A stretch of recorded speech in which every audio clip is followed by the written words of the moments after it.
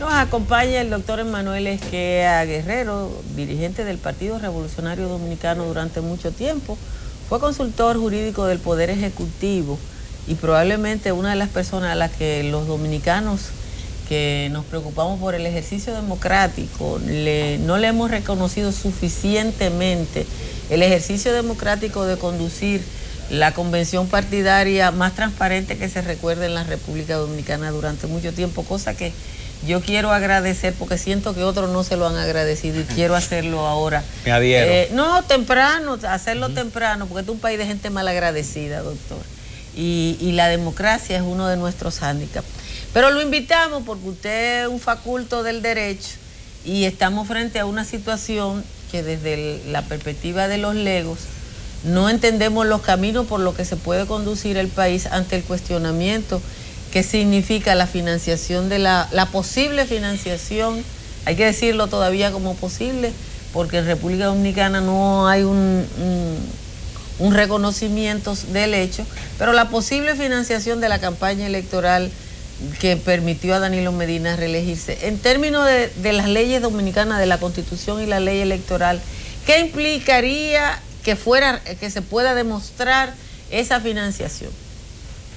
Bueno, primero quiero agradecerte, Altagracia, a Franklin, su invitación y saludar a los amigos televidentes. Mira, el problema de la República Dominicana hoy por hoy, debo pedir disculpas porque estoy un poco agripado, es bastante grave.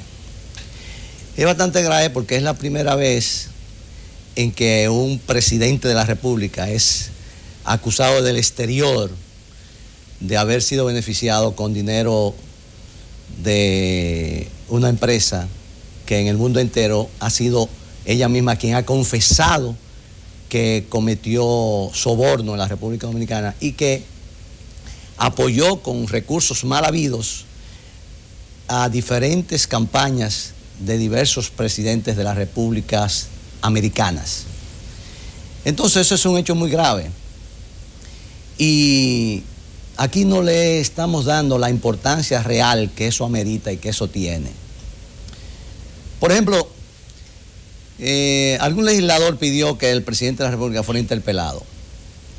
Yo veo esta mañana en la prensa una declaración de un dirigente del empresariado dominicano que dice que no está de acuerdo con eso, que eso es apostar al caos, que eso no es correcto.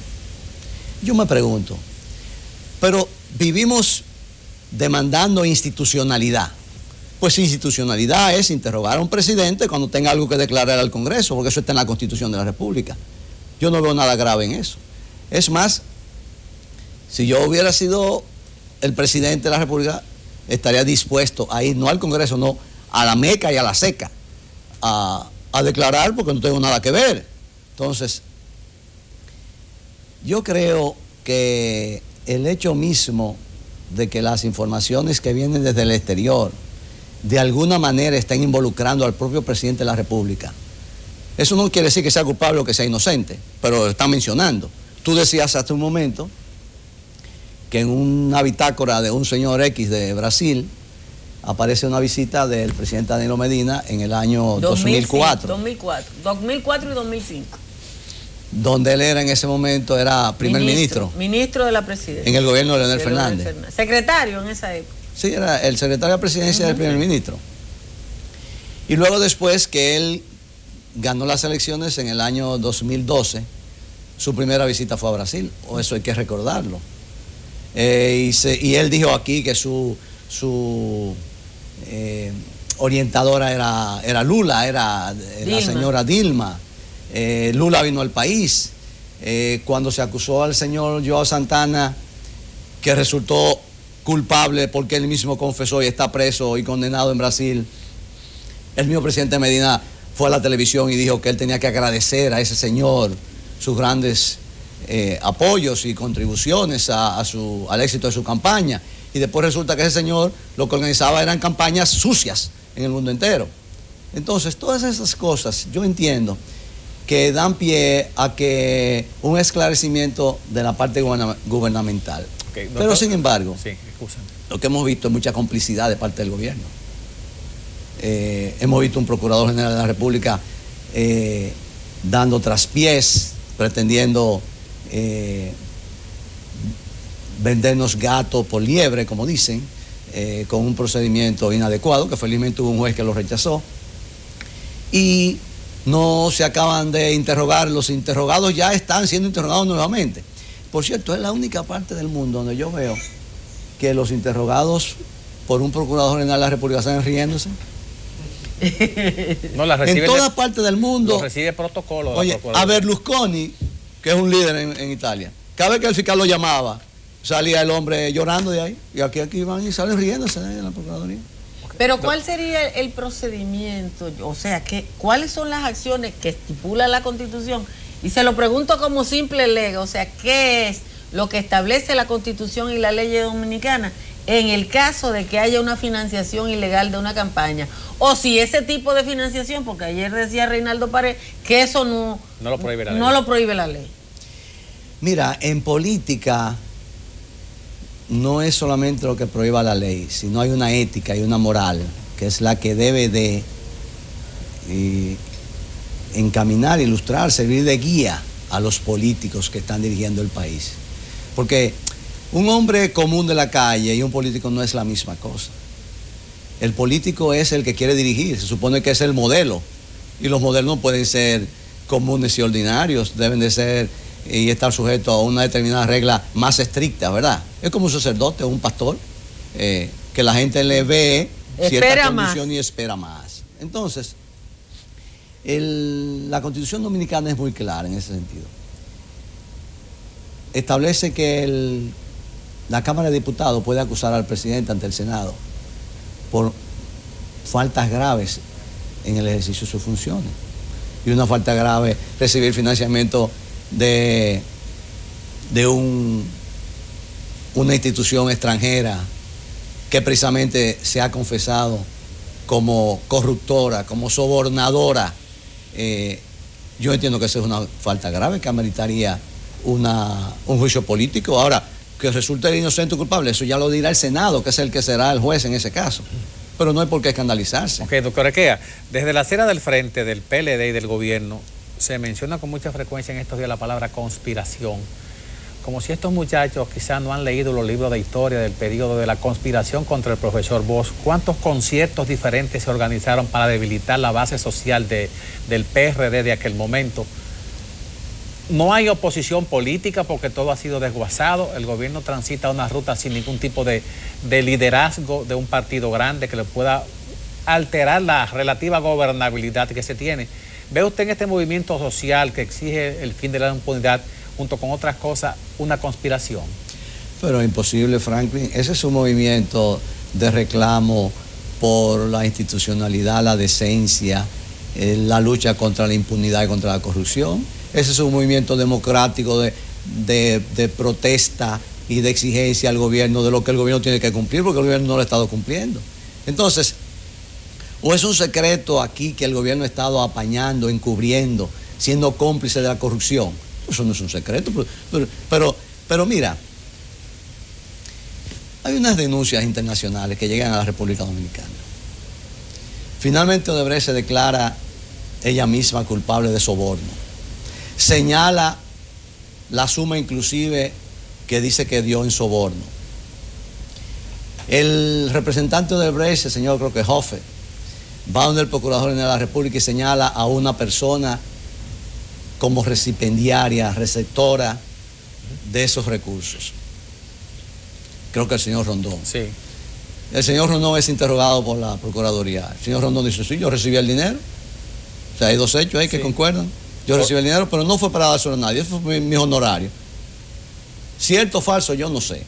Ahora yo te pregunto, si el procurador quiere verificar quién tiene la razón, si es Odebrecht o el señor Rondón, porque uno dice que fue en soborno y otro dice que no, es muy sencillo. El procurador se ha dispuesto a investigar las cuentas del señor Rondón. Eso es dinero ¿Le ha dado líquido? Seguimiento Eso a es esas dinero cuentas? líquido. No, porque se han mencionado compañías, porque se han mencionado empresas internacionales, se han mencionado bancos. Yo me pregunto, si la Procuraduría ha solicitado esas informaciones. Inclusive yo le pregunté al señor Rondón en una de esas caminatas en los pasillos de la Procuraduría si había pagado impuestos sobre la renta, sobre ese nivel de ingreso. Dijo que eso lo declaró en el interrogatorio o en el conversatorio, que a veces uno no sabe si conversando o interrogándolo. Entonces, lo que me quiero referir es a la poca iniciativa, a la poca diligencia del Ministerio Público, que pretendió salcochar un proceso como ese con un llamado acuerdo ilegal, lo dijo el juez, que inclusive el Procurador General de la República hoy puede ser sometido porque él ejecutó ese acuerdo sin que el juez lo aprobara, porque él dijo que recibió 30 millones. Es decir, él cometió una prevaricación. Se adelantó al procedimiento. Él cometió un delito que se llama cohecho. Él aceptó que el Estado cobrara un dinero que no correspondía porque ese acuerdo no había sido aprobado. Es decir, una tratativa, un cambalache, como dice el tango ahí, que lo que nos está dando a demostrar es que hay toda la idea de encubrir el hecho. Hay cosas que ya no se pueden encubrir porque en el caso del gobierno dominicano no controla el volumen de información internacional que está llegando. Felizmente. En el caso de los sobornos, eso está ahí. Ahora, la denuncia última que habla de sumas que multiplican lo de los sobornos, porque Odebrecht reconoció 700 millones de sobornos, ahora reconoce 3.300 de financiación a campaña electoral. Lo de los sobornos parece una tontería. Es una tontería. Es una propina. Es una propina. Entonces, ese volumen, ya hoy la prensa de Panamá dice que tiene información de los fiscales de Suiza. Y que la Fiscalía de Panamá está actuando en función de información que viene directamente de los fiscales de Suiza. O sea que en el mundo entero se está trabajando en este caso, menos en República Dominicana. Usted dice que es pasible de un sometimiento a la justicia el procurador por los hechos que ha... Claro. ¿Quién o cómo se puede someter a la justicia el procurador general? Cualquier ciudadano. Pues son delitos que atañen al orden público. Cualquier ciudadano se puede querellar. Esa es una de las ventajas de la Constitución del 2010, que ha sido ratificada después por el Tribunal Constitucional. El derecho de los ciudadanos a invocar el derecho que tienen a un buen gobierno. Entonces, cualquier ciudadano lo puede hacer. Los partidos políticos, es más, a mí me ha extrañado que los partidos políticos de oposición no se han querellado contra Odebrecht y contra esos funcionarios que hubo algunos. Hubo en el caso de el Manuel Jiménez, inició un proceso dentro del proceso, se constituyó dentro del proceso del caso del acuerdo, pero no específicamente contra Pero Odebrecht. Manuel Jiménez no es un partido. No, es una pero es parte de un movimiento. No lo dejaron Bueno, pero eso es participar en las otra cosa. deliberaciones del juez de atención permanente, el doctor Vargas. Ahí no pudo ingresar y exponer qué posición tenía con respecto a la validación o del convenio. Sí, tengo entendido que como él no era parte, no se había querellado previamente. Okay. Porque Doctor, la querella no se lleva ante el juez de la instrucción, sino ante el procurador general o ante el fiscal. usted habla de interponer las acciones en la justicia. Pues esa misma justicia fue la que archivó los expedientes de Díaz Rúa y de otros funcionarios. En esa justicia hecha la medida con las altas cortes, ¿se puede esperar algo bueno? Mira, yo he dicho que yo creo en la justicia, porque la justicia está compuesta de jueces buenos y de jueces malos. Ahora yo creo en los jueces buenos. Los jueces malos, yo les doy la presunción de buena fe y después me defraudan. Hay muchos jueces que me han defraudado, pero hay otros que se ponen los pantalones, como ese juez Vargas, que tomó una decisión correcta. Hay en la justicia muchos jueces serios y capaces. Lo que pasa es que en un organismo colegiado, por ejemplo, ¿ustedes creen que ese caso del senador de San Juan se manejó así porque todos los jueces que participaron estaban de acuerdo en descargarlo? No, lo que pasa es que si hay 5 y 3 votan a favor, los 2 buenos que hay no tienen decisión. ¿Usted piensa que hubiese sido otra la situación si se llega al pleno de la Suprema Corte de Justicia en última instancia en la apelación, que hubiese tenido que hacer la Procuraduría? Que dejó la cosa pendiente en el penúltimo. El procurador, y esa es una de las estigmas, o uno de los estigmas que le caben al antiguo procurador, que no apeló esa decisión. Sí. Él debió recurrirla, porque si él tuvo los pantalones de él mismo subir inclusive estrado, lo cual lo hizo muy bien, en la acusación, debió de apelar. Lo que pasa es que después le bajaron la orden de que no apele, y no apeló, porque el problema es aquí que no tenemos una verdadera independencia del Ministerio Público. El Ministerio Público no es independiente. El Ministerio Público, designado por el presidente de la República, tiene que hacer lo que el presidente dice, si no lo quita. Acaba de designar un Ministerio Público para que haga lo que él quiera, y lo está demostrando. Entonces, hay que modificar ese aspecto. Por ejemplo, en otros países el Ministerio Público es designado por el Congreso. Yo creo que aquí debería ser el Procurador General de la República, entiendo. Bueno, pero en República Dominicana, en la situación en que estamos con el nivel de control que tiene el Partido de la Liberación Dominicana sobre los tres poderes del Estado, habría poca diferencia entre quién designa a... Bueno, en esta coyuntura no, pero esta coyuntura es pasajera. Acuérdate que estos son procesos. Trujillo tenía todos los poderes y el PRD llegó un momento que tenía todos los poderes también, y Balaguer tuvo todos los poderes. ¿Y dónde están? Son procesos sociales y políticos que se van Pero el PLD tiene una diferencia con todo lo que usted dijo, y es que Trujillo, Balaguer, dos dictadores guardaban algunas apariencias. Guardaban alguna apariencia, y eso a uno casi le duele decirlo, pero Trujillo guardaba alguna formalidad. Mataba miles, Balaguer mataba miles, pero guardaba algunas apariencias. El PLD no la guarda. Es la primera vez en la historia dominicana que la presidenta de la Cámara, que puede enjuiciar al presidente, y eso se dijo mucho en un momento, es hermana del presidente. O sea, si para hacerle un juicio político al presidente, tiene que ser la Cámara de Diputados ante el Senado, y la presidenta de la Cámara es hermana del presidente. Ese fue uno de los argumentos que invocó el diputado Despradel para no votar por ella. Y tiene mucha lógica. Ahí se puede presentar un conflicto de intereses. Entonces, pero esas son de las cosas que se pueden evitar. Si hubiera una... Porque la señora Medina es presidenta de la Cámara de Diputados, porque la mayoría de los diputados del PLD. Si la mayoría fuera de la oposición, no lo habían puesto a ella. ¿Es una decisión de ella abstenerse o no, en dado caso que se presente esa coyuntura? Claro, ella ahí pudiera, y no pudiera, no debería abstenerse, un asunto de un conflicto personal, familiar. Se supone que yo no debo juzgar a un pariente mío. Sí. Pero habría que ver si se presenta la coyuntura. Primero, eso es muy difícil, porque es necesario que la mayoría de la Cámara de Diputados apruebe esa interpelación, y no va a suceder, porque gran parte de la oposición está vendida también al Partido de la Liberación Dominicana, o es aliada. Entonces, en esta coyuntura no es posible, en mi criterio, una interpelación al presidente. Dos preguntas también que son de derecho. Una, el Procurador General de la República, uno presume que está ejecutando una investigación en el caso de los sobornos que reconoció Odebrecht en los Estados Unidos. Se presume también que el Procurador General de la República lidera una investigación en el caso de los tucanos.